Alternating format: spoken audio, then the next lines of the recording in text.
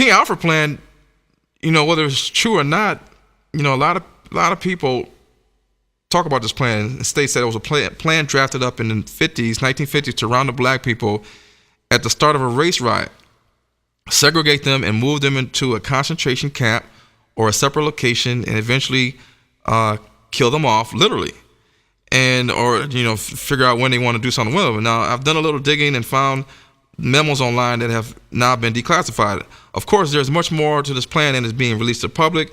The other thing that I should mention here is that they are releasing part of this plan to the public because they believe that you are all dumbed down and too asleep to care about it. The minority has adopted an almost military posture to gain its objectives, which are not clear to most Americans. It is expected, therefore, that when the objectives, and this is what they talk about in the plan, it's expected, therefore, that when those objectives are denied to the minority, racial war must be considered inevitable. When that emergency comes, we must expect the total involvement of all 22 million members of the minority, men, women, and children. Now I think it's a little bit more than 30-something million minority African Americans in America. For once this project is launched, its goal is to terminate once and for all the minority threat to the whole of American society and indeed the free world. So the question is, who will be the first to riot when food stamps or EBT food cards in WIC is completely cut off? Which one day, I'm sorry to say that it will be. One day the government is going to cut back on food stamps in WIC, or they're going to cut it completely, or the price of food is going to rise so high that it's going to be just like not having any food.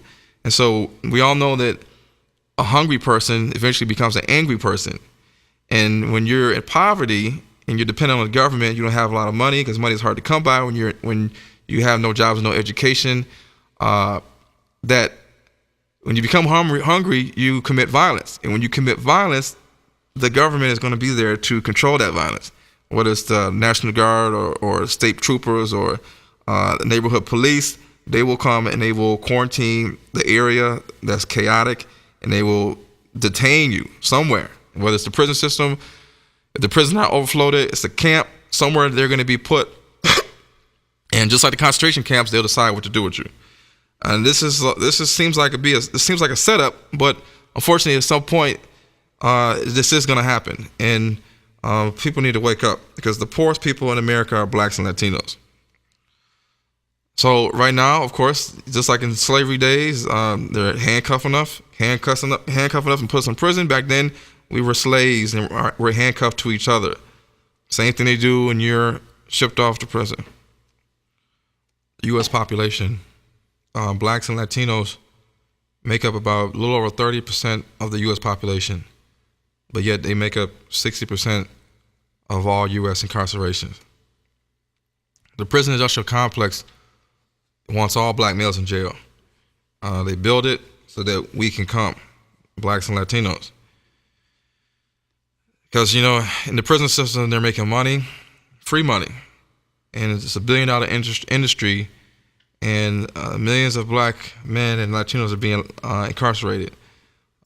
This graph in 2010 shows the disparity between blacks in prison and Latinos. And you can see that the green graph is very, very, very high, no matter what age group you see. It's a big difference, more than half of what you see for whites and Latinos. Now, in Deuteronomy 28:20, going along with the curses, it says here, the Lord shall send upon thee cursing, vexation, and rebuke. And in all thou settest thine hand to do, until thou be destroyed, and until thou perish quickly because of the wickedness of thy things, whereby thou hast forsaken me. Now, a lot of black people probably wonder, why can't we be successful in everything we try to do as people? That is, if we don't sing, or rap and R&B, we don't dance in music videos and video vixens, or we don't tell jokes like in comedy shows, or do some stand-up and funny comedy shows, or it's almost like buffoonery in TV shows, or if we don't run or shoot hoops in sports leagues like the NFL, NBA, and Major Baseball League, or act like in TV shows and movies and entertainment for the world. While all this time is going on, we're making the non-black CEOs or owners of these organizations super rich, while we get a little bit of money. But even then, we don't put all these billions of black dollars to good use to better our people, and we surely don't put it into black hands. These black dollars are not bouncing off black hands; they're bouncing off other races' hands. So this is why we still don't own anything in America. We still have black schools shutting down in Philadelphia, Chicago, Detroit, and we got many African Americans that invested money and made money in these cities that are millionaires, billionaires, and these schools are shutting down. But it doesn't sound familiar because, once we had a model built for black independence in America, and that was Black Wall Street, Greenwood District, aka a Little Africa. But like here it says in this slide, it says, "What can you do for us?" Sambo, everybody knows who Sambo is. The white man, he says, "Can you sing? Can you dance? Can you prostitute? Can you rap? Can you run? Can you jump? Can you catch? Can you shoot? Can you crack a joke? Can you labor work for us? Can you steal? Can you kill each other? Can you make us rich and make us laugh at the same time?" That's what's going on to this day. And you can see this picture here. This guy is playing on a trumpet. He's stepping on a violin. He's dancing. He's doing everything he can do to make the European man entertained. Curse, Deuteronomy 28:22, "The Lord shall smite thee with a consumption, and with a fever, and with a inflammation, and with an extreme burning, and with the sword, and with blasting, and with mildew, and they shall pursue thee until thy purge." Now, in the Bible, in the dictionary, consumption is defined as a progressive wasting away of the body, like from tuberculosis. Blasting is defined as scorching from the sun and the hot winds. Black people in Africa, the Americas, the islands of the sea have died by the thousands from fatal diseases such as tuberculosis, malaria, Ebola, and HIV. Blacks, African Americans, and Africans make up the majority of cases of HIV in the world. Blacks, through slavery, have endured death via the sword, guns, dehydration, starvation, infectious diseases secondary to insanitary living conditions, all while living in hot, scorching, humid climates. As you can see in these pictures here, it shows tuberculosis running rampant in Africa, and the wasting away of the body till death. And the statistics is higher for blacks and African Americans than any other race on the planet. Both countries, America and Africa. Now, it's interesting that if you look above the sub-Saharan desert in the North African states, if you look at statistics, most of these diseases do not affect the Arabic states. HIV and Ebola and malaria, all these diseases, tuberculosis, are almost zero in these North African states. That's not a coincidence. It's not a coincidence. And in this slide here is the Al Qaeda rebels who took over Libya. They were anti-African. In Arabic, the word black or slave stock is abid or abid. So whenever you hear that word, that they're not talking about something else. They're talking about somebody that's black in that area. They didn't want blacks in the land, therefore they got rid of them. Even though some blacks share the same religion of Islam, they are still not considered equal. Just like back in the day with the Arab slave trade, the Africans were sex slaves and eunuchs. They may have even been brought up in Islam and the Muslim religion, but they were still not considered equal to the Arabs. Now, moving forward to Deuteronomy 28:24, another curse: "The Lord shall make the rain of thy land powder and dust. From heaven shall it come down upon thee until thou be destroyed. The Lord shall cause thee to be smitten before thine enemies. Thou shalt go out one way against them and flee 7 ways before them, and shall be removed into all the kingdoms of the earth." The land of Africa, from whence the Hebrew Israelites were taken from, is notorious for drought, famine, the death of livestock, and even the inhabitants of Africa themselves. It is in Africa that the enslavers the Arabs and neighboring African tribal chiefs and the European nations and European Judaism converts called Jews would come against them, causing the Hebrew Israelites to be removed into all the kingdoms of earth. This is why even today you will still find an Afro or black presence in mostly all the countries of the world, and we'll show this later. Prior to the warring colonization of the land of lands by the Europeans in the 1400s, most of the countries of the world were populated by brown, black-skinned natives.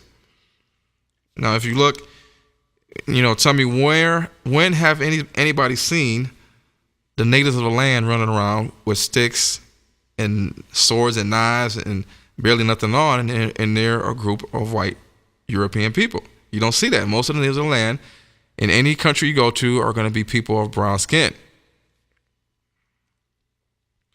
Some more pictures of desolation of the land, famine and drought, livestock death,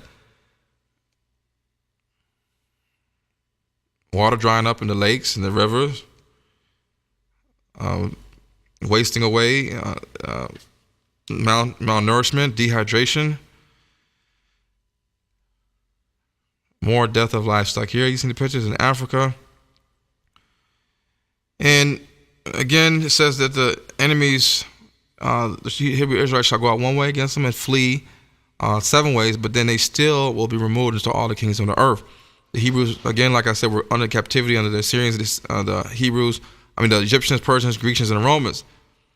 And like I said before, after the second temple was destroyed in 70 AD, most of them were already taken into captivity and sold into all the kingdoms of earth.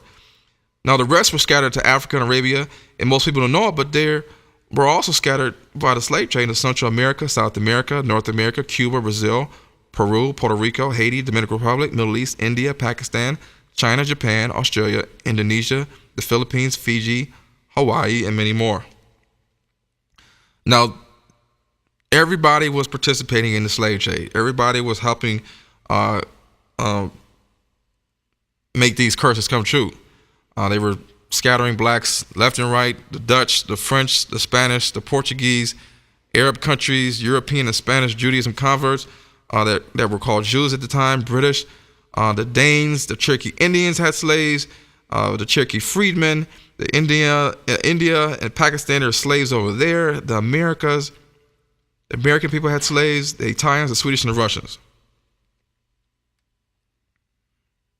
You got plenty of slave movies depicting slavery, like Amistad, The Help, The Django, which we'll talk about later, Curses of Israel, Deuteronomy 28:26-27, and thy carcass shall be meat unto all the fowls of the air, and unto the beasts of the earth, and no man shall fray them away. The Lord will smite thee with a botch of Egypt, and with the emerods, and with the scab, and with the itch, whereof thou cannot be healed.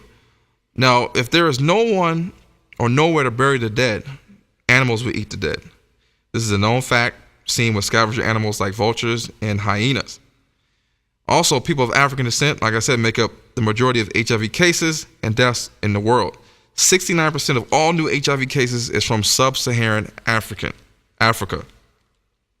Here we have a picture of a African boy. He's very dehydrated, malnourished, starving, and he's on his deathbed. And he's laying on the ground here, and the vulture is waiting for him to die so that he can start to eat at his flesh. And this is real. This is real stuff that happened before. May happen some places in Africa now. Here we have, and thy carcass shall be meat unto the fowls of the air, and unto the beasts of the earth. And here we have a hyena eating what appears to be a human person. It's hard to tell what this is, but to me it looks like a hip bone and a leg, and the hyena is eating the body of a dead African child. But this was all predicted in the book of the Bible. Smallpox, rampant. Smallpox is eradicated over here in America, but in Africa it was still going on. The tsetse fly caused the sleeping sickness, all rampant in sub-Saharan Africa. Notice that in North Africa, where the Arabs are at, you don't hardly see nothing. Is that a coincidence? I don't think so. This disease is a parasitic disease in humans, and it's recorded in 37 countries, but they're all, like I said, in sub-Saharan Africa, which is a coincidence because it's not in the Arab North African states. And it killed more than 48,000 Africans in 2008. Here we have tuberculosis. A lot of Africans are laid up in the bed sick from tuberculosis. And if you look here, another graph of HIV rates in sub-Saharan Africa. And if you look at the percentage rates, it's highest in South Africa, Botswana, Zimbabwe, Mozambique, Kenya, Zambia, Namibia.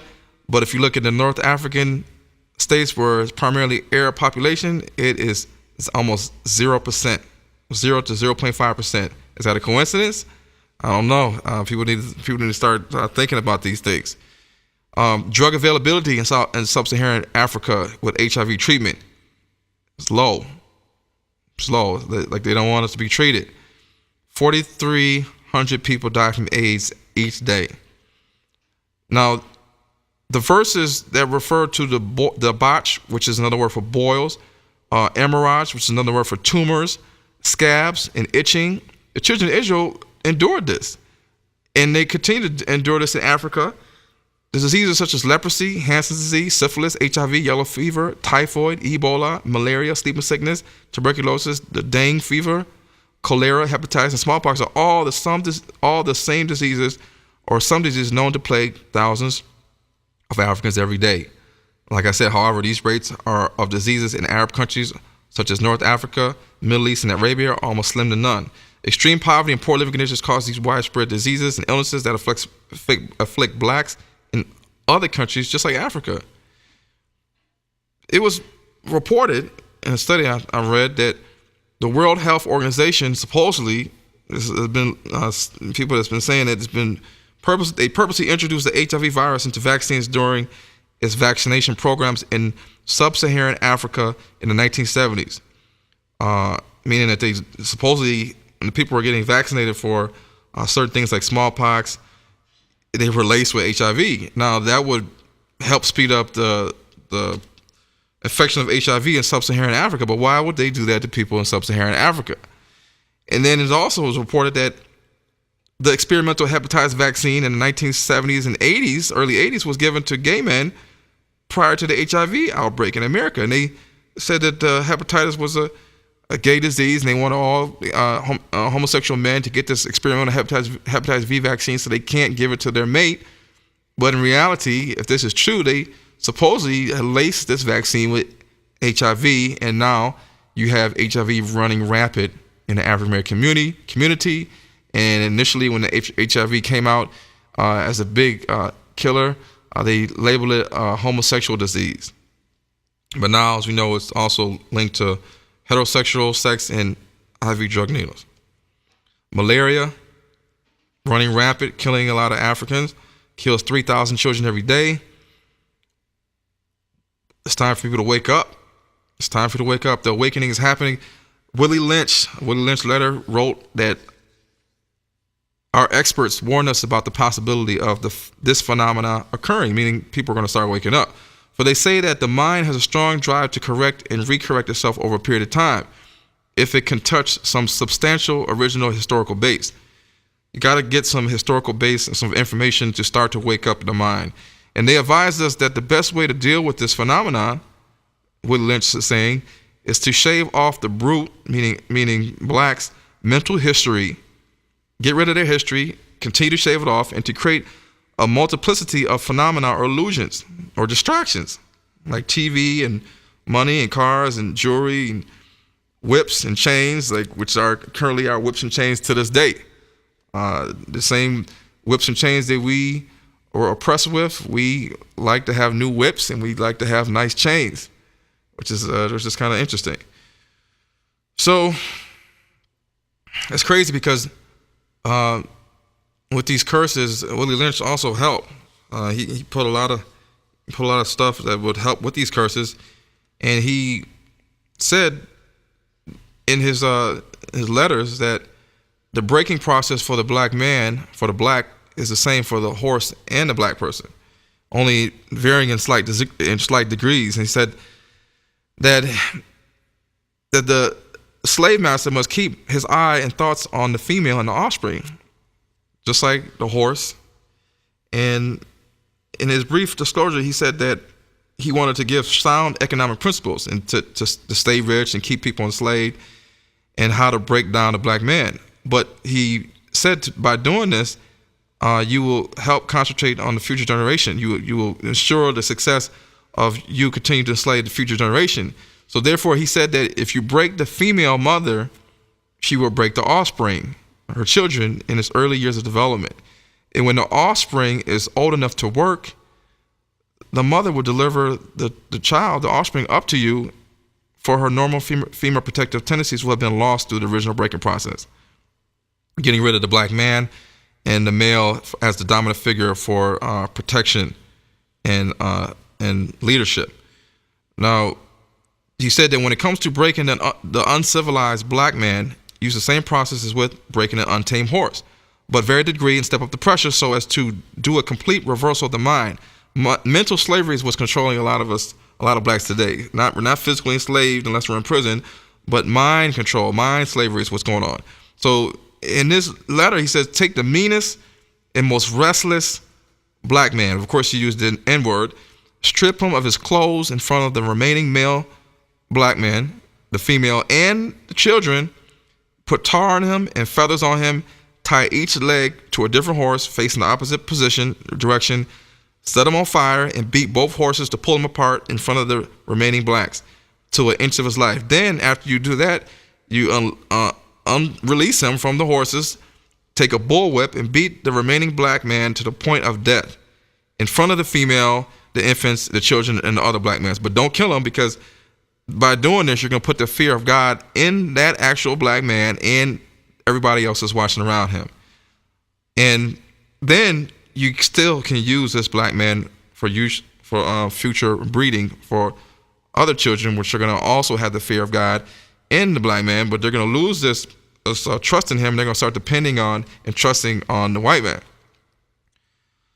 So this was all ways that they were, using it to practice good economics. They also said that if the blacks, the slaves, showed any signs of resistance, submitting completely to their will, do not hesitate to use the bullwhip on them and to extract and beat out the last bit of rebellion out of the slaves. And this was, they're showing this in 12 Years a Slave when they was beating Platt and kept saying, what's your name? What's your name? Say slave. And he wouldn't do it, and they just kept beating him over and over again. And this is, the beginning part of the movie. But you're not supposed to kill the slave. And Willie Lynch said that by doing these things, you can break the mind and you can help do the same thing with the offspring, as the woman would do the same thing for offspring. So in essence, when you destroy the black man, the male image, in front of the rest of the woman and the child, it causes the black woman, the slave, to move from her psychologically dependent state to a frozen independent state. In the frozen psychological state of independence, the black woman will raise her male and female offspring in reverse roles. So for fear of the young man's life, which is going on to this day, black mothers are fearful for their young boys' children's life, she would psychologically train him to be mentally weak and dependent, but physically strong like a man should be, but mentally weak and dependent. Who is she dependent on? The male is supposed to be dependent on the master and also dependent on the mother, but the man is nowhere to be found. See, the thing is, they're transferring the role reversal. Because the woman has become psychologically independent, she will train the man and the female to be psychologically independent. Well, in this case, she'll train the female to be independent and not dependent on the black male.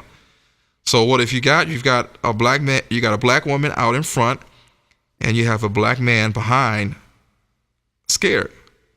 And this is, to Willie Lynch, the perfect situation of sound sleep and economics. And so here you see in this slide here, you see what's going on today. You see black men over here in the right upper hand corner, all in line in chains, getting ready to go to prison. You see the clip from Living Color, the two gay guys, David Allen Greer and the Wayans dressed up as women and homosexual. We laughed about it back then, but it's going on to this day. You see down here, you see women, black women educated, getting degrees and careers. And you see here, but they're raising the children all by themselves. Once again, I talked about, we laughed about it, joked about Living Color back in the day, but we see it here today on TV with fashion queens. So it's reality. So back in the 80s, a couple years, many years ago, we laughed about it and joked about it in Living Color, but now it is a reality. Here we see the homosexual agenda being played forth to African Americans. So I wonder what state of immorality we will be in 20 years from now. Are we headed in the right directions? We need to ask ourselves as African Americans. If incarcerating black men and killing black men is not decreasing the population fast enough, then I guess making black men all homosexuals is the next best thing, or feminizing them, or the affirmation of the black man. Even now, TV reporters and specials are saying that a gay couple can raise a child better than a straight couple. So I guess everybody's gonna be saying, "How you doing?" Like, Wendy Williams is, so common for saying. So moving along with the curses, how can a woman teach a boy how to be a man?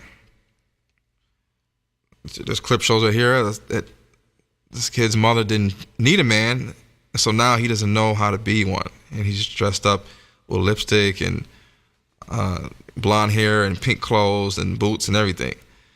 But this is only one aspect of what's going on today. We see a lot of black actors wearing dresses, playing women roles. And in Deuteronomy 22:5, it says that the woman shall not wear that which pertaineth unto a man, neither shall a man put on a woman's garment. For all that do so are an abomination unto the Lord thy God. So one thing all these brothers have in common is that they all profess to be believers in God, the Most High. Despite no man ever in the Bible who ever believed in the Most High ever put on a woman's garment. Jesus didn't wear women's clothes, and the prophets didn't wear women's clothes. And a real man of the Most High, or the real man that worships God or Jesus Christ, would never pretend to be a woman, not for money, not for popularity, and not for jokes. There's nothing funny about degrading a black man. There is nothing funny about breaking the commandment that God has placed for us.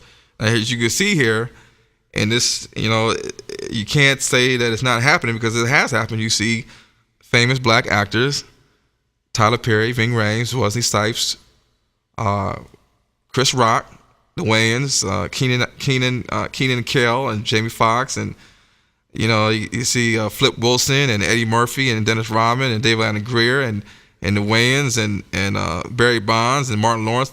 Everybody's put on a dress. Kevin Hart has too. But you don't see Brad Pitt wearing a dress, and you don't see Sylvester Stallone wearing a dress. You don't see Arnold Schwarzenegger wearing a dress. You don't see Johnny Depp wearing a dress. And so what's going on in Hollywood that all the black actors have to wear a dress? Tyler Perry wears a dress so much that we're so used to seeing him in a dress that we're kind of shooken off. We're shooken and kind of thrown off when we see him playing a husband.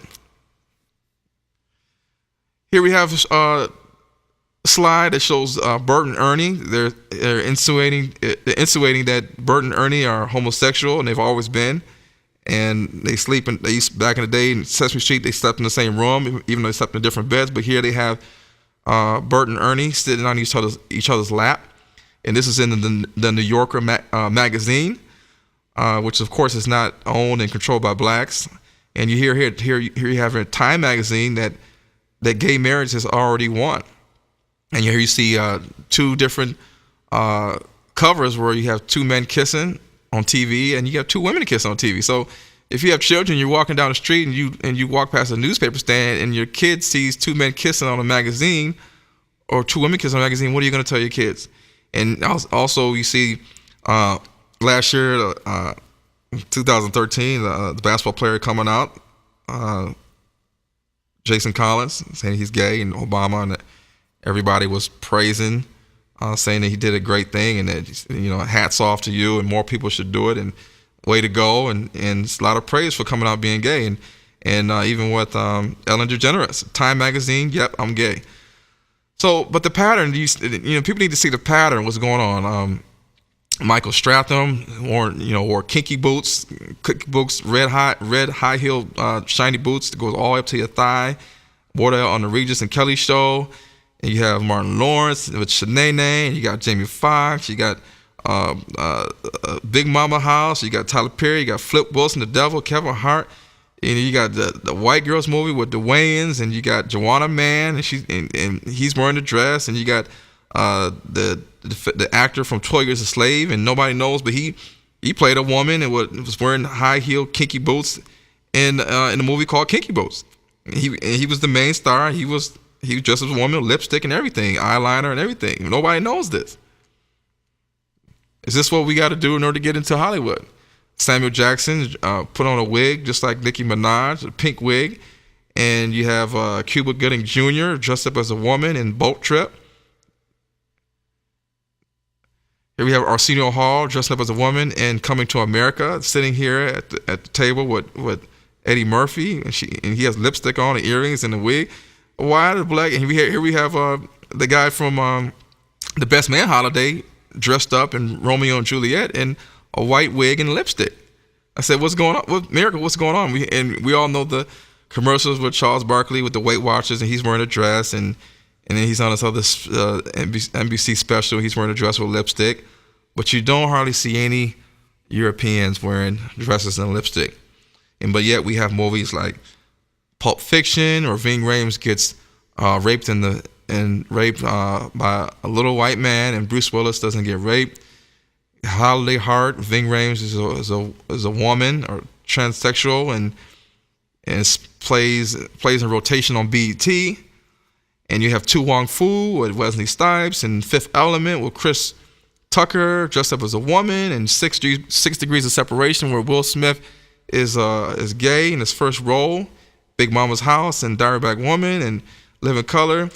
This is all going against God's commandments. But you know, Malcolm X and Muhammad Ali, they were good fathers, and we want to be good. Black men want to be good fathers, but child support is way better than that, and it leaves the black man broke and incarcerated. And what good is a child? What good is a father if he's incarcerated or if he's broke and he can't take care of himself? And he succumbs to stress and a hard life and ends up dying from cancer or stress-related diseases that afflict African Americans today. Then the father is no good because he's in the grave. It's a big problem in America. So here's another slide. Oprah Winfrey Leadership Academy for Girls in South Africa. She spent $40 million on the school for the black girls, but the black boys, they deserve a $40 million school too, but she didn't give it to them. She surely has an extra $40 million to give for them because she's worth $2-something billion. But you know, it doesn't even cost $40 million to build a school. She could have easily split up $20 million apiece and gave them both two schools, state-of-the-art $20 million school for black girls in Africa and black boys in Africa. Better yet, she could have split the money up, and she could have also donated some money to help rebuild the schools in Chicago instead of let all the schools in Chicago shut down for little kids. That shows where the agenda is headed in terms of black people education, because without education, we're not going anywhere in this world. Malcolm X even called it that. So here we have the graduating class of Oprah Winfrey's Leadership Academy. As you see, all black women, which is great. But, you know, here the theme is while black girls rock, like on the BET show, Black Girls Rock, the black men are rotten. We're literally rotten. We're not being educated, shutting schools down, and nobody's putting an interest in to help black men. It's like they want us extinct. Now here we see Newsweek. It's an actual Newsweek article. Says from schools to jobs, black women are rising much faster than black men. What does it mean? What it means for work, family, and race relations. You see Beyonce. You see the lady that was on The View. So what it means is that the independent black woman will raise her male, and female offspring in reverse roles. For fear of the young male's life in a country that is bent on destroying black males, she will psychologically train her sons to be mentally weak, which a lot of us are mentally controlled and weak today, and dependent.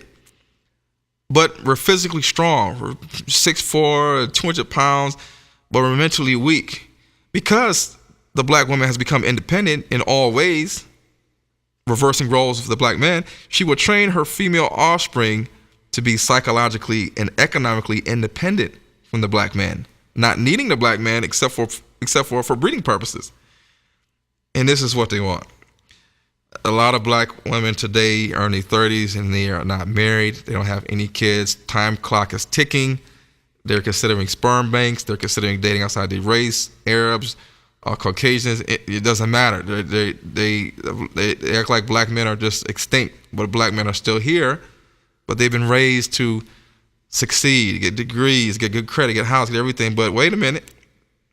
When you start to realize you need that family and you want to have that family just like your mom and dad had the family with everybody else, the black kids, you look around and things have been changed. So it's a trick that's going on. So, with education, going back to education, in Chicago schools closed 2013 after an emotional meeting. 49 schools closed in Chicago. And the decision was overwhelmingly passed by the Chicago Board of Education, even though they had numerous public hearings that brought more than 34,000 people out to oppose the school consolidation plan. They talk about a lot of this on the CNN special Chicagoland, the schools in Chicago being shut down and that kids are having to walk farther to get to their school. They're having to go through gang areas and are nervous about making it home from school. Parents are nervous. And of course, when you consolidate people into one school, you have higher teacher to student ratios. So you get less teaching, especially if all the kids in the class are coming from different areas and they have different tensions and different gangs and cliques that are not getting along in the classroom. And it makes it even harder to learn. And that in turn forces the educational system in Chicago to still not become better. It gets worse. But how come Oprah Winfrey, Michael Jordan, Obama, how come they didn't save the inner city Chicago schools? Wasn't Chicago good to them? I mean, Chicago helped them make a lot of money. Chicago supported them. But why nobody really cared about Chicago? The schools in the suburbs are not shutting down. Nobody cares. Mayor Emanuel, Chicago, too bad he had a plan and the plan went through and schools are up for sale. But isn't giving back to black people and helping the community the right thing to do? I don't know. But in Philadelphia, same thing happened in 2013. In 2013, under which 23 schools shut down. They said it was to slash costs. And in the Philadelphia school districts, which is the 10th largest school district in the United States, the enrollment was roughly 2/3 African American. Now, the impact of school closure in Philadelphia, 81% of the students were black, 93% of them were low-income students. Nobody cares. Kids are crying. Education is supposed to be the key to success, so where is the tax money going? Philadelphia, Pennsylvania closed 23 schools but managed to come up with a $400 million budget to build a new prison. The middleman's cut out. The tax money from Pennsylvania and money from investors was going straight to building these new prisons to put more black males in. Not white, black males. But this is all outlined in the prison industrial complex. So what do they expect black males to do or black women to do if they have no school or education to look forward to? In Detroit, same thing happened. This is a picture of Cooley High School. 44 Detroit schools, administrative buildings were shut down under a $1 billion plan by Detroit's emergency financial manager. And here's another picture of Kettering High School. If you drive by Van Dyke and Kettering, you will see the garage is not cut. The school is abandoned. The baseball fields, it's a sad sight. 2012, 100 people gathered for a farewell to the Kettering High School grounds. It wasn't good enough. The protests. Here we have the media. Media also plays a big factor into continuing the suppression of blacks. Give us slave movies every year: Rosewood, Mississippi Burning, Queen, The Help, The Django, The Butler, 12 Years a Slave, Amistad. There's another movie coming out soon about a slave that dresses up as a woman, and Will Smith's son, Jaden Smith, is going to head that slave movie. This is another slave movie that we need to see, showing that we're not going anywhere in America, and that's what America wants to showcase as the stereotypes that we are, still slaves, but mental enslaved. Movies like The Family That Prays.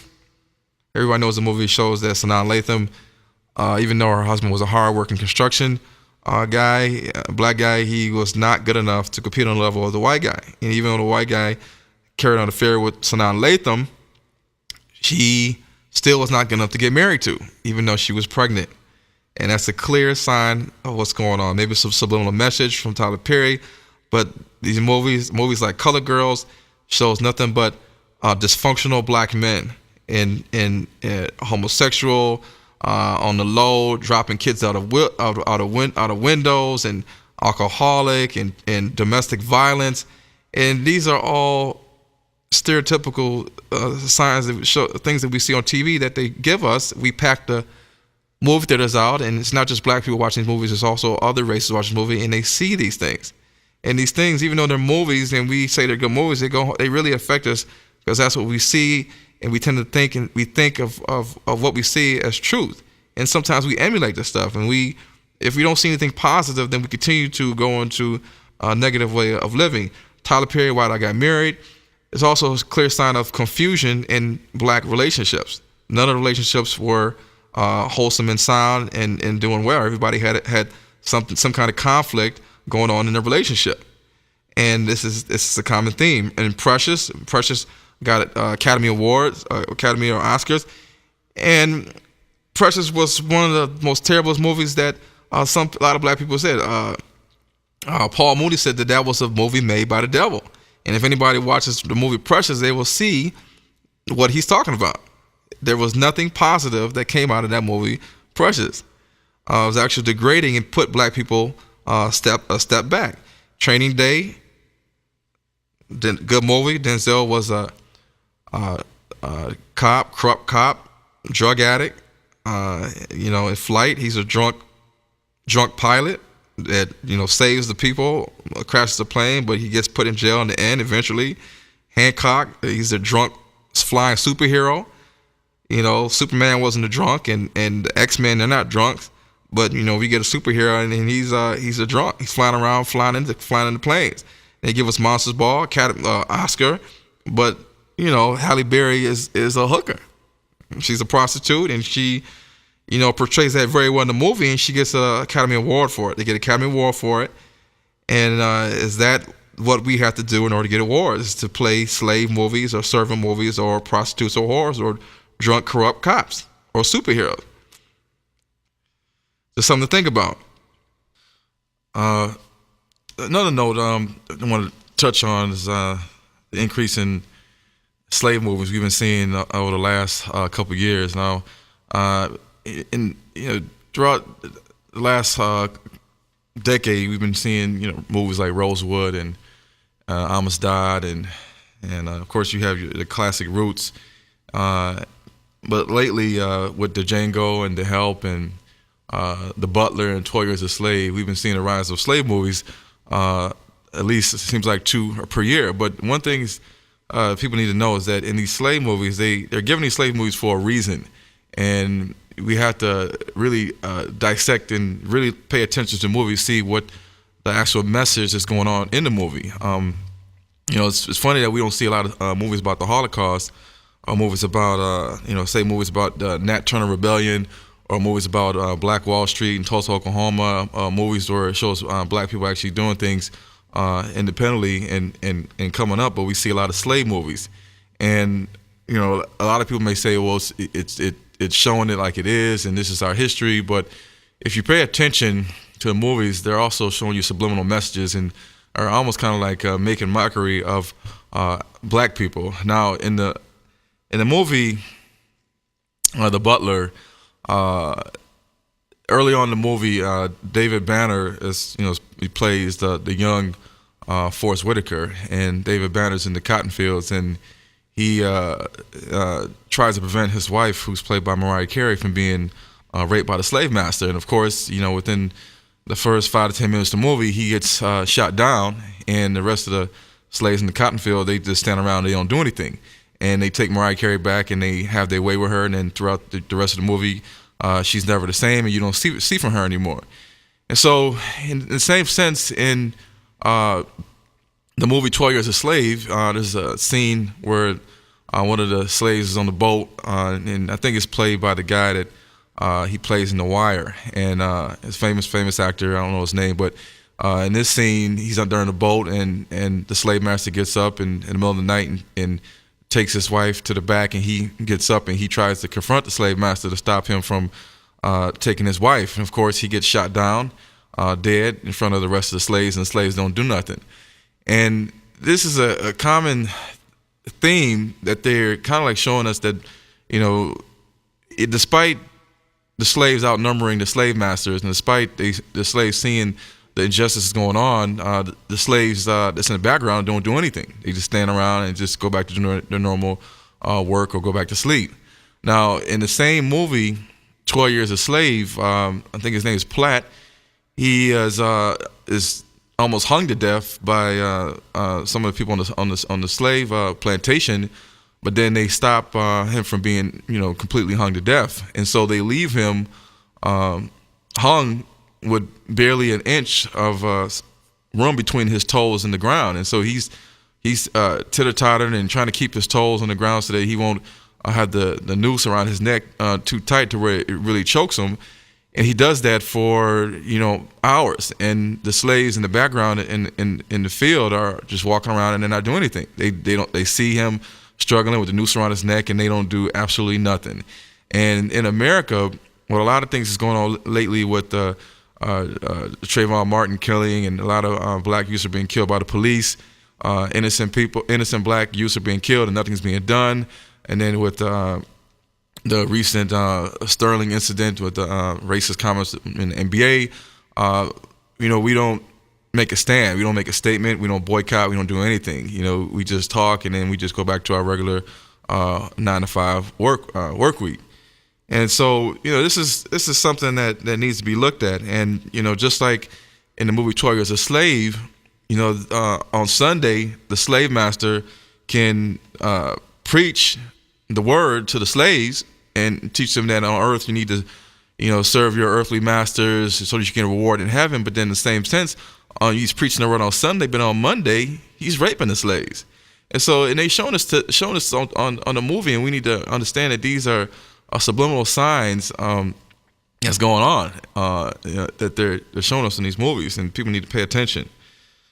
So, moving forward with the curses of Israel, Deuteronomy 28 through 29 verse, it says that the Lord shall smite thee with madness and blindness and astonishment of heart, and thou shalt grope at noonday as the blind gropeth in darkness, and thou shalt not prosper in thy ways, and thou shalt be only oppressed and spoiled evermore, and no man shall save thee. Now, blacks living all over the world, descendants of slaves, even though we're working every day and we're going along our daily lives, a lot of deep down anger inside. A lot of people are mad, and a lot of us are utterly astonished as to the way society treats black people and how we are treated today in America and around the whole world. How racism and prejudice still exists, even though it's been over 500 years. Despite living in the so-called land of the free, where all men are created equal. Now, the racism, discrimination, and treatment blacks receive from other races, also simply because of the color of our skin, is by far exhibited to no other race and no other brown race of people than people of African descent. So, next slide. The question, they have a lot of people been talking about just racism and the discriminatory practices and prejudices and the things that blacks go through in America. Does it adversely impact the mental health of the black community? And there is an increase in mental illness in African Americans in America now, and this has been proven and studied. And a lot of the African American youth are, being diagnosed with bipolar, depression, schizophrenia, psychosis. A lot of this is social stressors with money and domestic issues at home and no job and lack of schooling, lack of parental support. It's a whole number of factors that impact mental health in African Americans in America. And so what we're seeing is now is a lot of African Americans are on psychotropic drugs and antidepressants, and a lot of African Americans are trying to commit suicide because of the stressors of life. The stressors of not having a job, not being able to find employment, not having any money, not having a decent education to get them where they need to be in life, and tickets and child support and divorce and domestic violence. And you see a whole slew of factors, and a lot of times it's hard to handle. And when mental illness sets in, you get stigmatized, and therefore you get put on medications, and it's a revolving cycle. You get get put in and outside of the hospital, medical facilities, and eventually end up in nursing homes and group homes. And that's going on rampant today in America. And we need to really pay attention to these things. So as you can see here, the guy, he's mad, he's screaming, he's frustrated.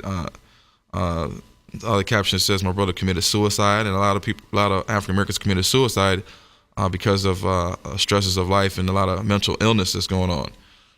And this is all real, what's going on right now today. And we see homelessness. Of course, homelessness is linked to poverty, and African Americans are number one on the poverty list in America, along with Latinos. And this is because of the wealth gap in America. And part of the problem is this discriminatory practices on getting employment, education, business loans, adequate housing, even down to assistance from the government. As we know, a lot of Americans, probably almost a quarter of Americans, is currently on food assistance or food stamps or EBT cards or bridge cards, whatever you want to call it. And the proportion in percentage of numbers is higher in African Americans. Even though African Americans make up a small percentage of the population, a high percentage of African Americans, however, are on food stamps. But in the same sense, you have other races of people, Jews and even Arabs, that are also getting food stamps, but they're using that for their own monetary gain. Now, the question is, if you come over from overseas and you get tax breaks and you get help with housing and help with employment, and then you also get a bridge card, but the bridge card has 2 to 3 times or 4 times the amount of money that a average black person would get on the bridge cards, with or without kids, and you use that bridge card along with your tax breaks to purchase food on a business account at, say, like a Sam's Club or a Costco's or a Walmart, and then you put it in your stores in the inner cities of African Americans, and you can sell those food products for free at 100%, over 100% profit, because you haven't paid anything for it. You've got a discount using the business, and you just reap the benefits of the government system. And whereas blacks use food assistance to put food on the table, you have other races of people that are using it, and they're profiting, making money off of it. And this is not something that's new. A lot of people know about this. If you go to your neighborhood party store, or liquor store, or grocery store inside any inner city, especially Detroit, you will see the majority of the grocery store owners are Arabic.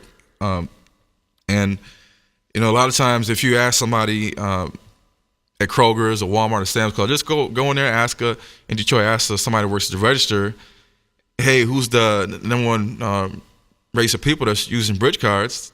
A lot of them will tell you people of Arabic descent are really cleaning up with the bridge cards, and not just $200 in the bridge card. They're having balances of $2,000, $3,000, and sometimes even $1,500, $1,600 after $1,000 or more dollars is being used on food items. And so, when you see flatbeds of waters and pop and cookies, chips, pies, donuts, and all types of things you sell in the party stores, and you're getting it free from the government using a business card, and you see it being loaded up in the stores, and you see it being sold at each individual item. When most of the stuff is bought in bulk, then you can only imagine how much money they're making in the community for free off the consumerism of African Americans, whether we pay for it with our own bridge card or whether we pay for it with cash. And that's a big disparities going on right now in America, and a lot of people just can't understand how other races are allowed to benefit and succeed and make money off of the government system when a lot of times blacks are discriminated, and it's very hard for some blacks to actually get food assistance when they really need it, and other types of assistance. So this slide here, we see, again, Black poverty in America. Blacks in America have experienced poverty and homelessness more than any other race in America. This is a known fact. Moving on with the curse of Israel, Deuteronomy 28:30, it says that thou shalt betroth a wife, and another man shall lie with her.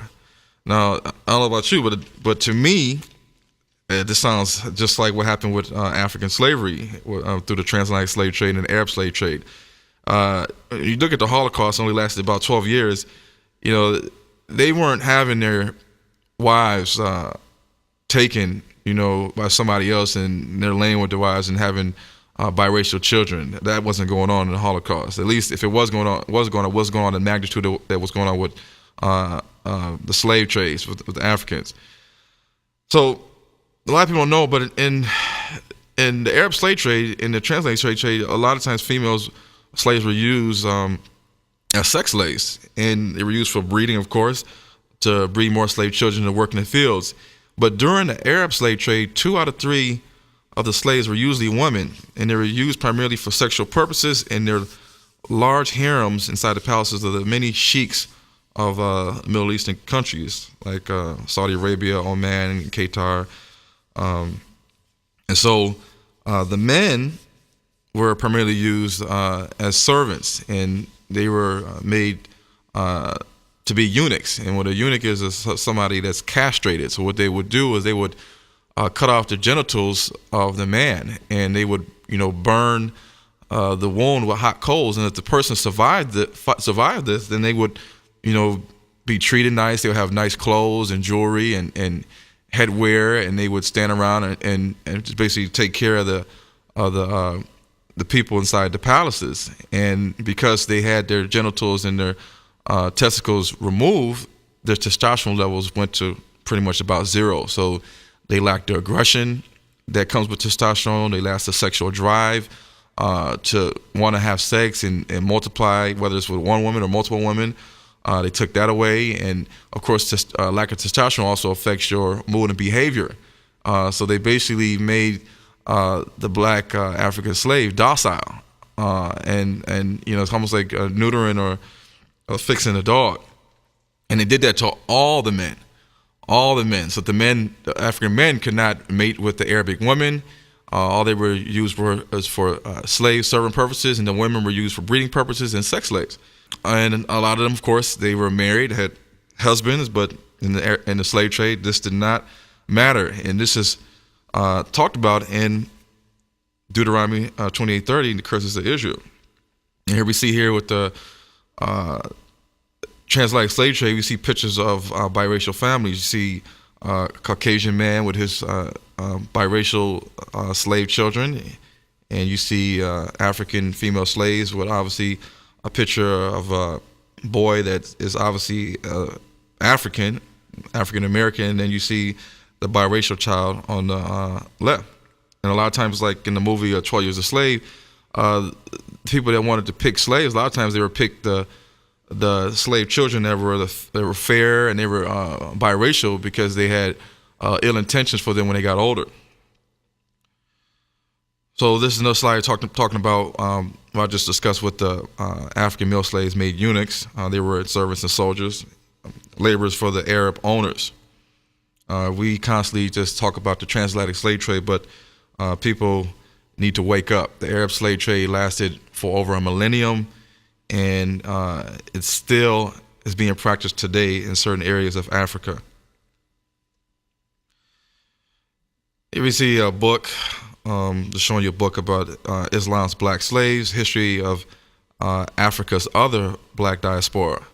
And here you see a lot of African women right there.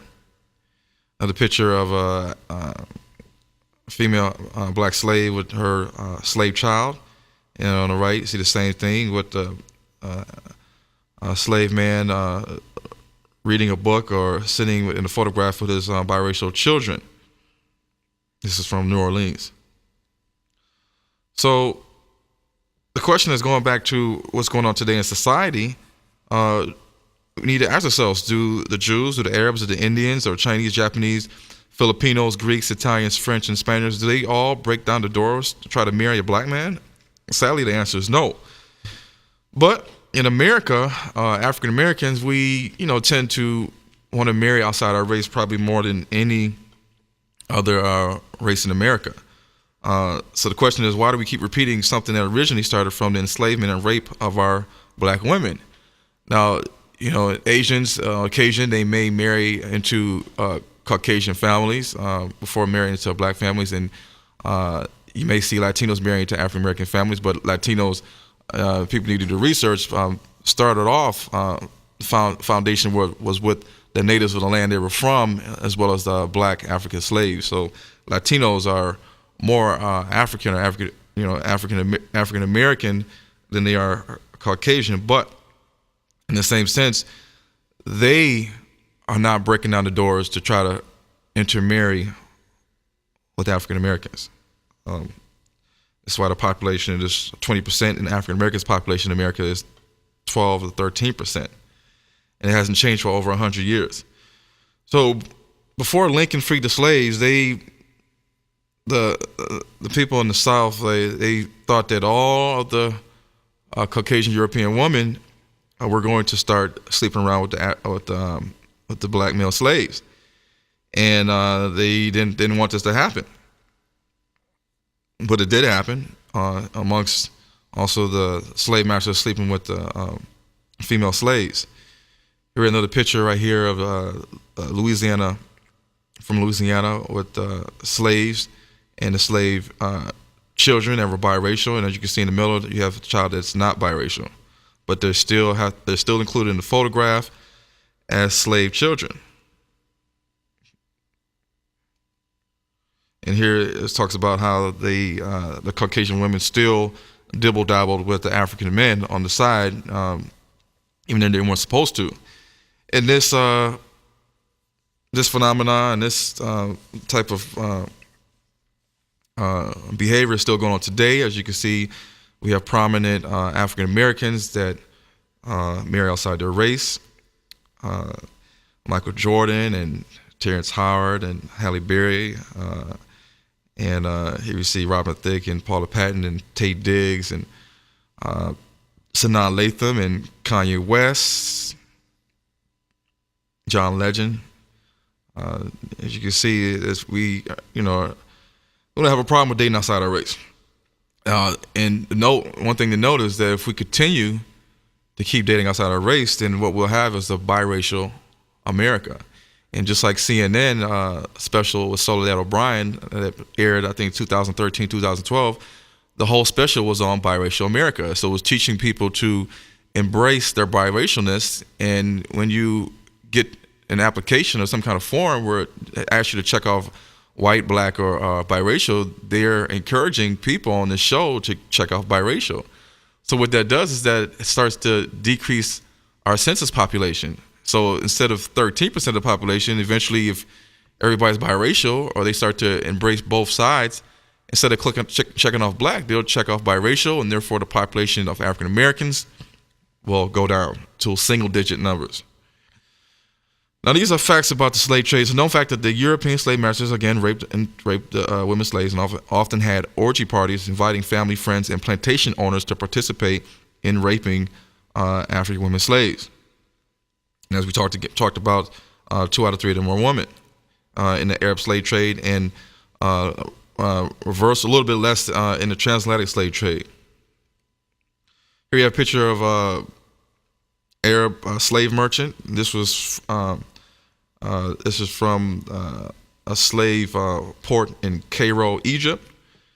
Egypt also was known as a port where they shipped off slaves. And as you can see here, you can see the slave standing right next to him. And then on the next picture next to it, you see the Arab woman with her 2 African servants and slaves. So with the Arab slave trade, 27 million black people are still owned as slaves today in Muslim countries, but no one ever complains about that. Nobody talks about it. Nobody knows about it. Here we have a movie that was done in 2010. It's called I Am Slave, and it was based about a girl from Sudan that's minding her own business in Sudan in her village, and all of a sudden a Jeep caravan of Arabs come, and they put a pillow sheet over her head and throw her in a Jeep or truck, and she ends up in a house, a mansion, where she is a servant and a slave to her Arab slave masters. And she doesn't know where she's at. She doesn't know if she's in the Middle East or she's in London or Britain, but it turns out that she's in the UK, and she eventually escapes at the end of the movie. But she's is taken as a slave at an early age, and she grows up taking care of the Arabs' children, and she's treated inhumanely, sleeps outside with the elements, and anybody who watches this movie will see that this is real stuff. This is 2010, this movie came out, and it's a movie depicting the still practice of slavery that goes on in Africa today. So when our forefathers landed on the shores of this country on slave ships, we were put through a process called conditioning. Now this process stripped us of our culture. We were taught that we were niggers, Negroes, African Americans, all types of names, and lies were implanted in our minds to enslave us mentally. Christianity was also one of the conditioning tools that blacks that taught blacks that we were inferior and were created to serve the white man, white masters. Now, realizing that Christianity was used as a tool to oppress black people, many black people who were in fact the Israelites of the Bible have decided to convert to Islam. They believe that black people believe that Christianity is a white man's religion, and that Islam was a black man's religion. Now, this has created a lot of confusion. As prevalent today, we have many denominations. You got many blacks that are confused. They're upset with Christianity and the Christian religion, the way the black church is going, and so they are trying to see any religion they can go into that has more structure and more spirituality. And so a lot of African Americans find themselves dibble-dabbling and trying to investigate going into Judaism, Islam, or other Christian denominations. Now, in the age of information, when black people should be rediscovering themselves and our heritage and our culture and who we really are, a lot of us have adopted, like I said, other denominations of faith. And a lot of us have converted over to Islam, even though there's still documented more Christians of African Americans or Africans or black people in general. There's more of us that are Christian than are Arabic. It's still a good number of blacks that are Arabic and practice Islam, despite the fact that over 1,000 years we were enslaved by the Arabs through Islam. even though Islam taught that all men are equal, during the Arab slave trade, of course, we were not equal.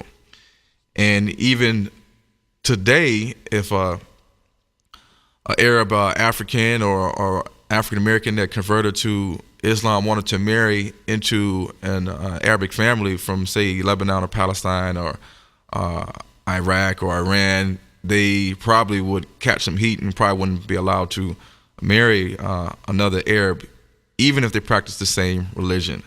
And this goes back to the Arab slave trade and how they view us still as slaves, and that we're not as equal to them. If we were, we wouldn't be enslaved, and if we were, we would be able to marry and eat dinner and live in harmony in America and in Africa. But that's not going on.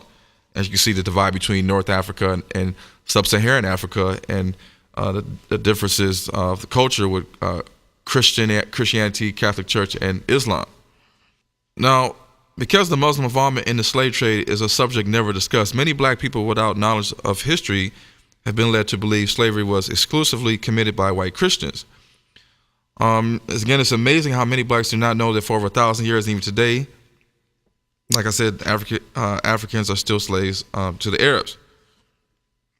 This deliberate silence has enabled Arab Muslims, particularly in America, to promote Islam as some kind of slave-free alternative to Christianity. But whatever your choice of religion is, the facts show that Islam, white Christians, and white Jews all sold blacks into slavery. They all participated in the enslavement of black people. Christians bought us, the Arabs in Islam, the Ottoman Islamic Empire bought us too, and the Jews, of course, had slaves, many slaves. This was all foretold in the Bible in Deuteronomy 28, verses 15 to 16. The Hebrew Israelites were clearly, back in the day, not white Europeans or the Arabs who sold the slaves. The Bible doesn't support this. Here we see some more pictures of the Arab slave market, two Arab slave traders, and some more ancient pictures. So you see here slaves being sold by Arabs. And then earlier I showed a picture of a slave ship from Zanzibar of hundreds of African slaves on a boat being shipped into slavery. Here we go again. This is a better picture. There's groups of slaves with the Arab men, Zanzibar, which is the east coast of Africa, 1850 to 1890.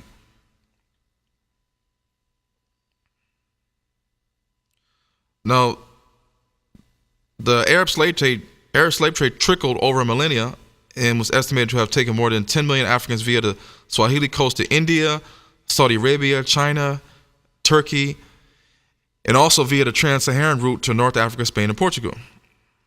So in America, while we watched over the children of Caucasians with slavery, while our children were being beaten, raped, and killed, we took good care of the slave master's children and raised them, wet nannies and taking care of them in terms of getting them dressed and cooking their meals and cleaning the house.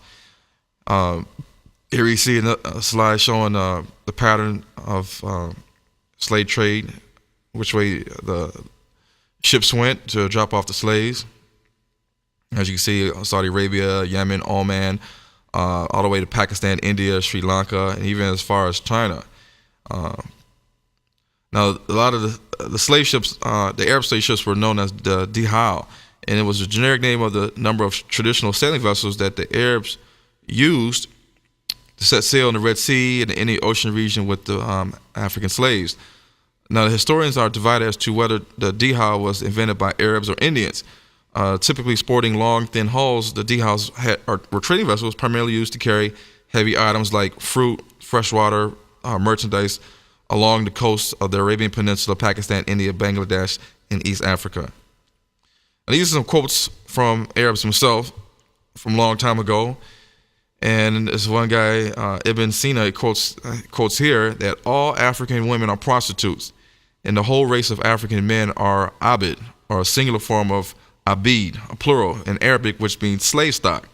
The word black and slave are synonymous with each other in Arabic. So in And over in the Middle East, if anybody that's of color, whether they are African or dark Arab, sometimes the little kids will taunt them and call them a slave, or in their language they may say abid or abid. And this is still going on today, and people can easily research this up on the internet. And even in America, there are some Arabic communities, and I think even an organization that's trying to get Arabics to stop using the word abid and abid towards black people, because black people are starting to pick up on what these words mean. Another quote from another famous Arabic person says that about blacks: the equator is inhabited by communities of blacks who may be numbered among the savage beasts. Their complexion and hair are burnt, and they are physically and morally abnormal. Their brains almost boil from the sun's heat. And this is how back then that they viewed black people. Okay, moving forward. Again, Deuteronomy, the curses 28:30. Now it says, "Thou shalt build a house, and thou shalt not dwell therein. Thou shalt plant a vineyard, and shalt not gather the grapes thereof." Now we all know the blacks built the infrastructure of the South and the economy. However, we were not allowed to live in the houses we built. We toiled the field, picked cotton and sugar and all types of other fruits and vegetables, and we weren't allowed to eat at the table with the slave master. We had our own food that they gave us. And even after slavery was abolished, whites still prevented blacks from getting ahead, from owning homes, even owning guns. And a lot of this with home ownership would eventually force blacks into high rentership in the black community, which was often in worse areas compared to whites. So there we see that even in the book of the Bible, in Deuteronomy, says that thou shalt build a house, but you won't live in it. You should plant a vineyard, but you're not going to eat the grapes. And this is what's going on. This is exactly what's going on. What went on with the slave trade. Here we see history, how science says we want white tenants in our community. The White House was helped to be built by African slaves, but these are the kind of houses that we had to live in while we got done working on the White House for the day. And this is basically like a shack. And I can only imagine how many slaves had to live in this house while they were working on the construction of the White House. Here we see pictures of the fabulous, luxurious plantations that are still existing today in the South. Many, many acres of land that the slaves had to take care of. And some of these houses even resemble the houses that they showed in the movie The Django, where the slave master was called Big Daddy, which is kind of strange that people picked up on that. So, of course, we know slaves built America and the economy in the South. To most Americans, the White House and the Capitol building are mighty symbols of the freedoms that they hold most dear today. Americans have discovered that most of the laborers who built these monuments to American greatness were black slaves. Yes, black people did build the White House. Many people might not know that. So here, moving forward, Deuteronomy 28:32 says, "Thy sons and thy daughters shall be given unto another people, and thine eyes shall look and fail with longing for them all the day long, and there shall be no might in thy hand." Once again, black families in slavery were separated and scattered all across the world thanks to slavery. Our sons and daughters were beaten, raped, experimented on, and killed. America at the time, and probably other races, believed that blacks were soulless creatures, no different than an animal. The labor that blacks, young and old, put in to build this country went on without any reward, reparations, thank you, or I'm sorry. But other races, such as the people in Iraq that went through the Gulf War, and the European Jews and the Japanese, they all got reparations. A lot of people don't know this. They got reparations.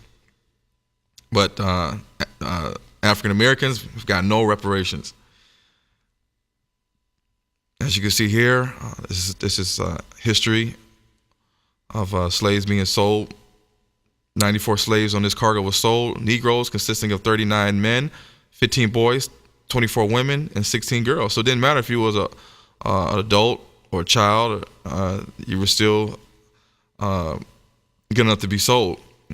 Here we see young black boys being kept held as slaves. And here, this slide shows that in Alabama, a surgeon in 1845 was preparing to begin a series of experimental operations on a slave woman. So they used this for experiments. It's just like the Tuskegee experiment. Except for this experiment, who knows what they're thinking about doing? If it's a surgical experiment, or they're going to do an experiment using medicine, trial medicine on an African and see what happens. Here it goes again, going back to the scripture. It says, "Thy sons and thy daughters shall be given to another people." Here we see in the left lower corner, or here we see a picture of a young child, female male or male slave. It's hard to tell. She is chained to a big log, so she can't get away. And then we have some more pictures of African male boys with yokes of iron around their neck and chains. Even today, African children are being sold with adoption, but we're very inexpensive when compared to the adoption prices for mixed children, or white children, or Latino children. And here we see a picture that shows how a French couple pays $4,500 in their money for an African slave girl. So we have a picture of slaves being sold at the public auction. Another picture depicting slaves, young and old, children being separated from their family, just like in the scriptures, being sold at auctions. Now, after the end of the Civil War, about 40,000 acres of land along the Florida, Georgia, and South Carolina coasts were taken from former slave owners and set aside for free slaves, who would supposedly each be granted a 40-acre plot of land to farm and make a living. It was the first attempt in the U.S. at giving blacks reparations, and was reversed by President Andrew Jackson after President Abraham Lincoln was assassinated in 1865. Now, most recently, back in 2008, the then candidate Barack Obama said that he did not support reparations for the descendants of slaves, which put him at odds with the NAACP. The Urban League and the SCLC, and about 24 members of Congress who sponsored legislation to create a commission on slavery. But here we have Israeli reparations. The reparations agreement between Israel and West Germany was signed, a lot of people know this, on September 10, 1952, and entered in force on March 27, 1953. Now, according to the agreement, West Germany was to pay Israel for the slave labor and persecution of Jews during the Holocaust, and to compensate for Jewish property and that was stolen by the Nazis and money that was lost. So West Germany paid Israel a sum of 3 billion marks, Duchy marks, which is pre-Euro, before the Euro, over the next 14 years. And 400 million marks were paid to the World Jewish Congress. The payments were made to the state of Israel, to those victims who had no surviving family. The money was invested in the country's infrastructure and played an important role in establishing the economy of the new state of Israel when it first became a state. The reparations will become a decisive part of Israel's income, compromising as high as 87.5% of the state income in 1956. That's crazy.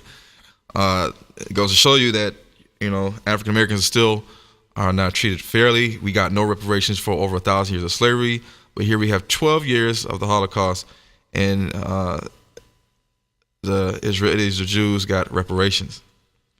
Obama said, we don't need reparations. We need to focus on getting better schools, amongst other things.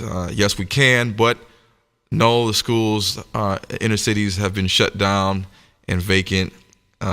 Nothing's been done about it. As we know, without education in America, for blacks, the chances of succeeding and prospering in America is very slim, almost slim to none. So as you close down inner city schools for blacks and you build more prisons, you see the agenda that's going on. Deuteronomy 28:33, moving along. the fruit of thy land and all thy labors shall a nation which thou knowest not eat up, and thou shalt only be oppressed and crushed away. So this is basically saying that the fruit of the land and all the labors that you're doing in the nation that you don't know of is foreign to you. They're going to eat it up. They're going to eat it up, and you, meaning the slaves, are only going to be oppressed and crushed away. Now, in slavery, even post-slavery, we were to help. We take care of our slave masters, cook them dinner. Here we have Aunt Jemima talking about her pancakes, and this other ad where it says "good to the last drop" on the Great White Fleet boat in the Blue Caribbean. They're talking about Maxwell House coffee. And as you see here, you see a black man that's standing in the back waiting to tend to the needs of the white couple that's sitting here at the table off the Caribbean. Lavish dinners, turkey, stuffing, beans, greens. We were preparing the meals, and they are still our meals today, even though we didn't eat that back in Africa. Clipping toenails, making sure the feet are lotioned up, fanning with a big fan to make sure they had wind, because back then there was no air conditioning. These are all things that the slaves did. Now, interesting enough that Africa had tons of resources: gold, coal, fish, diamonds, iron ore, natural gas, oil, uranium, other minerals. But these were exploited and used by invading European countries that colonized Africa. As you can see here on this slide, Belgium, France, huge section of Africa on the west coast was colonized by the French. That's why they still speak French on the coast, Ivory Coast, and Madagascar, and of course the British and the Germans and the Italians and the Portuguese and the Spanish all cast lots for Africa, and even Israel back in the day. And this slide right here shows oil, all the oil that's coming out of Africa that people are monopolizing off of, like the China and India and Brazil and Iran and the French and the British are all monopolizing on oil in Africa, making money off the resources from Africa. Here we have China's foreign direct investment in Africa. This is from 2005, and it shows how much money that they are making. In some places, over $300 million, $100 million, $50 million. Total investment in Africa, $1.6 billion.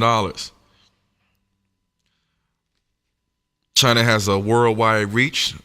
Africa is part of that big section. As you can see here on this graph, it breaks it down: sub-Saharan Africa, the amount of money. And these are in the millions. In Nigeria, 18.5, Ethiopia, 10.2, South Africa, 8.7, and the Arab world, Europe, North America, as you can see here, Australia. So in America, we were servants. Servant work is all that America thinks we were meant to do back then, even today. As you see here, this is a Cream of Kentucky ad, straight bourbon whiskey, and the black guy here is saying for double reason, you'll prefer the double rich bourbon. And he is a servant, just like in the movie The Butler. Here again, like I talked before, we served the children of the slave masters while our children were dying in the fields and dying in the street. We were exploited on the ads to want to have a nice car, want to live in a nice house, but of course we were carrying the bags for the people getting in these nice cars. From the backs, blood and sweat and tears of this country, the economy of America was built. In other countries, however, we don't reap any of the harvest, just like in the scriptures in Deuteronomy. Here we see here, this is ironic that here you see blacks standing in line, and whether it's for employment or for food, obviously they're standing in line for something. And here you can see it on this billboard. It says the world's highest standard of living. there's no way like the American way. And here we see a Caucasian white family. You live in the typical American dream with the car, the dog, the children in the back, and they're going on a road trip, and they're all happy and they're smiling, while below in the picture you see African Americans standing there, probably in poverty, waiting on employment, waiting on food or some kind of resources. Curses of Israel, moving along, Deuteronomy 28:34-35. So that thou shalt be mad for the sight of thine eyes, which thou shalt see. The Lord shall smite thee in the knees and in the legs with a sore botch that cannot be healed, from the sole of thy foot unto the top of thy head. Slaves worked under harsh conditions for long hours on their knees, their legs in the field, and in the slave master's house. So they would have, without a doubt, like the scriptures say, developed sores that wouldn't heal from repetitive irritation on the knees, on the legs, and on the foot. Picking cotton. Here we see a 12-year-old boy and his 6-year-old sister picking cotton. And like it says here, the former worked 12 hours and the latter 8 hours a day. So the 6-year-old sister was made to work 8 hours in the cotton field, picking cotton, and the 12-year-old worked 12 hours. A lot of adults today, we work 12 hours and it's a long day. But the kids, 12 years old, imagine picking cotton for 12 hours and having a 6-year-old pick cotton for 8 hours. These are the kind of practice we went through. And of course, we were mad back then, and we're still mad today, because despite not being enslaved physically, we still see a lot of things going around us that has us feeling like we're still enslaved, and we're still being held back and suppressed. Here we see pictures of African Americans upset. Mr. T, he always looks upset.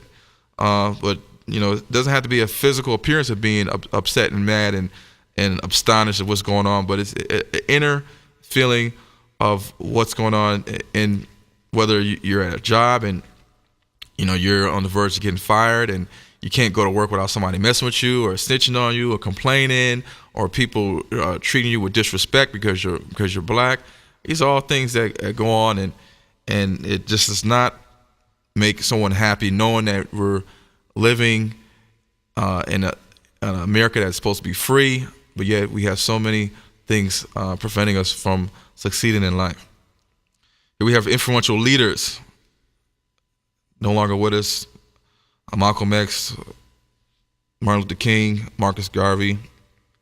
And he says here in the quote, if we're going to emancipate ourselves from mental slavery, because while others might free the body, nobody but ourselves can free the mind. Here we see here Huey Newton, the Black Panther Party. They had their 10-point plan, which was designed to help better the black community.